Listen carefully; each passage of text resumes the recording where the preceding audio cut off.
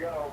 It looks as though the tornado, David, hopscotched over Oak Tree. There are some homes damaged in that neighborhood. We were not able to get inside. Can't tell you the extent of the damage, but we saw a lot of roofs gone, things like that. And then the damage continues on to the northeast of here as well. There's also a vet clinic in this area that was filled with animals. Miraculously, that vet clinic was not hit. It's just probably 50 yards away from all this destruction, so that was a blessing out here. The folks out there really counted their blessings. No one appears to be injured.